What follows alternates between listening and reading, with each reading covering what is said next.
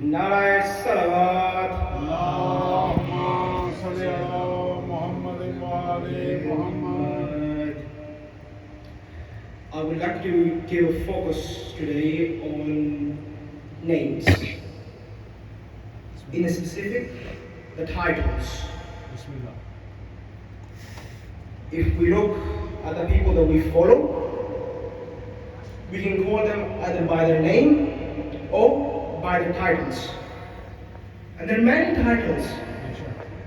There are the titles that we have been given, and the titles that we yet don't know of. Those titles that may have been lost through the history of Islam, and those that we are not able to understand because they're higher than us. But if you look at one of the specific titles of Imam Ali, one which he has deep in his heart, one of his favorites, Abu Turab. MashaAllah, MashaAllah. If you look at the story of this title, it happened after Hajj. The Hajj the Prophet did for Hijri, first or second year of Hijri, before the Battle of Badr. Bismillah. And it was at a place called Zulfal Ushayna. In this place, the Prophet had decided to go there to intercept the caravans from Makkah, the caravans of Abu Sufyan. They weren't able to do that, so they stopped at this place where Imam Ali with Ammar Yasir went to meet some people. When they went there, they got tired at one point and they slept under a tree of dates, the plant of dates.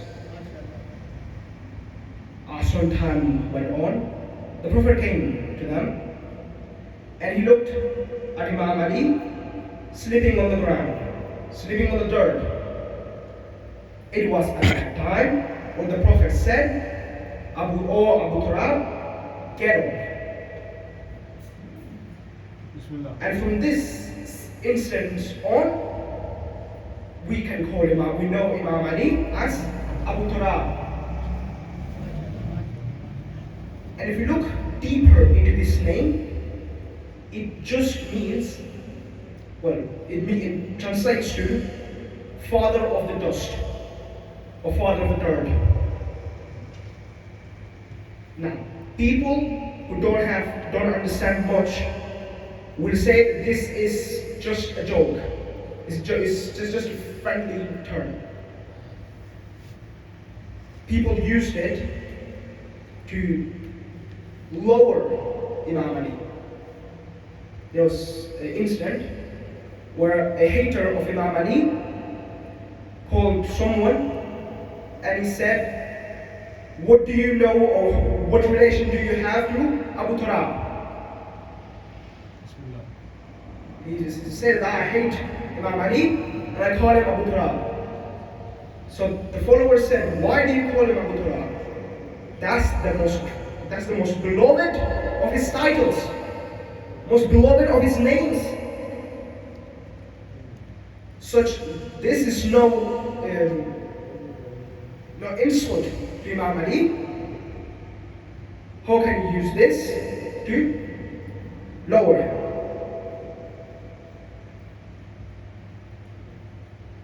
Now the question arises, why is this the favorite? Bismillah. If you look at the titles of Imam Ali, he has so many. Amir al-Mu'mineen. Anyone will say that's one of the greatest. Commander of the believers, of the faithful. MashaAllah. How can this not be above father of the dust?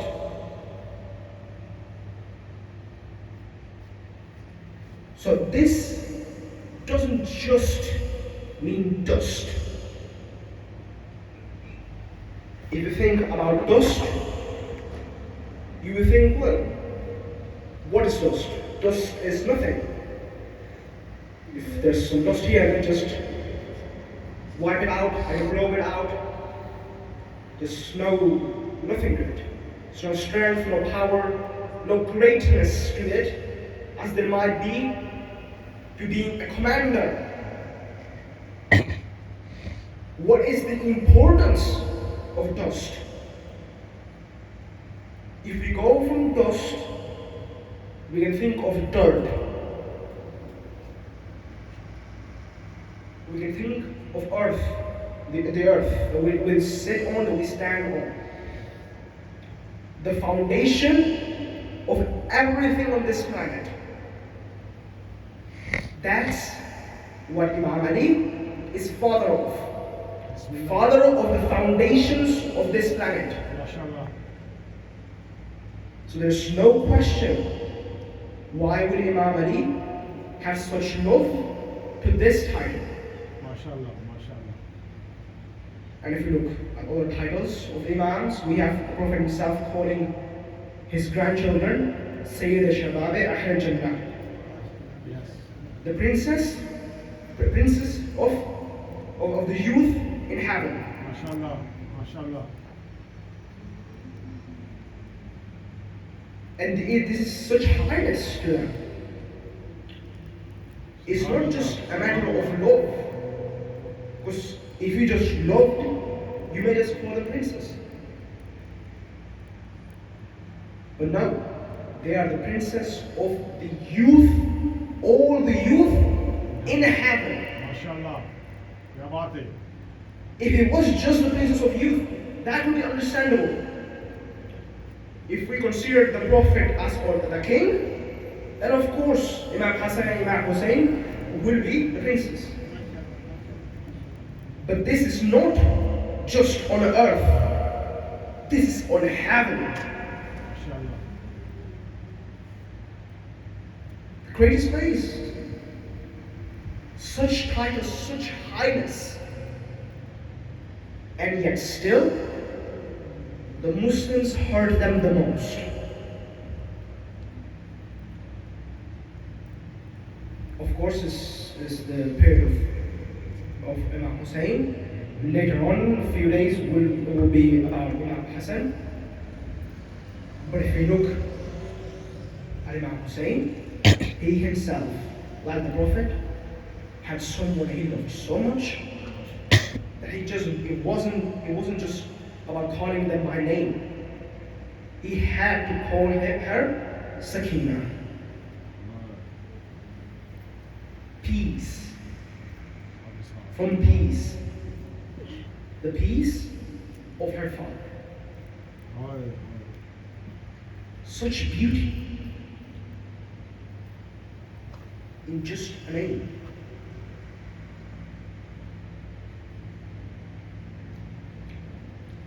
If you look at how Imam Hussein interacted with her brother, he interacted with such love, such care, and yet she was the one who suffered the most. Hard. Prophet. After Karbala, Yes. there was a mother in Sham, in the dungeons of Sham, who stood next to a small grave, and she had to say, "Oh, my daughter, get up. We can return home."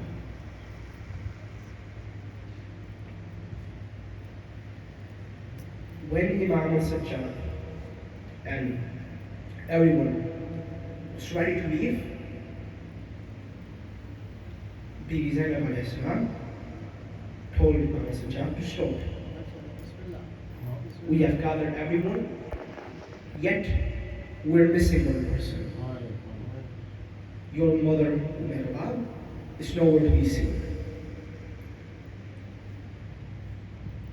Imam al-Sajjad responded, "I know where she is. I'll take you to her. Imam Sajjad walked with the Zainab al-Islam, and she told him, she pointed out, why are we going through the path to the dungeons, to the jails?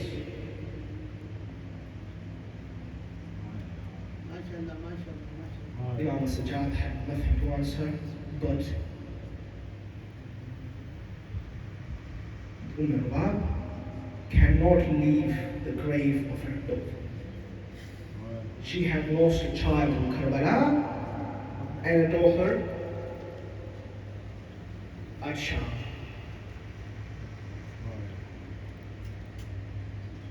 It was so difficult to get her off the grave, like the difficulty that there was to get Imam Hussein of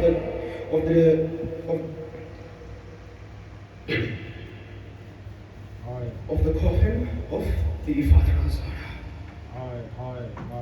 There was such difficulty.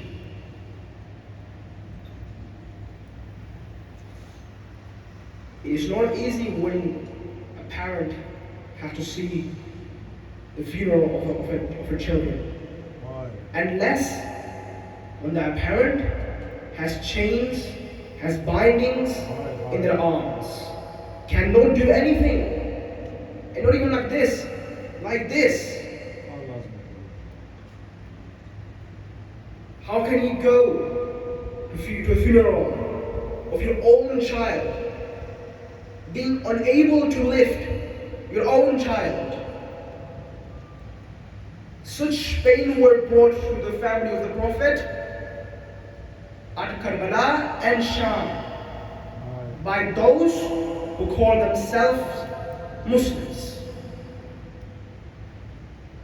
So I pray to Allah that we may stay away from this, that we may do that is rightful, that has been commanded to us. Stay away from such evils. Salawat.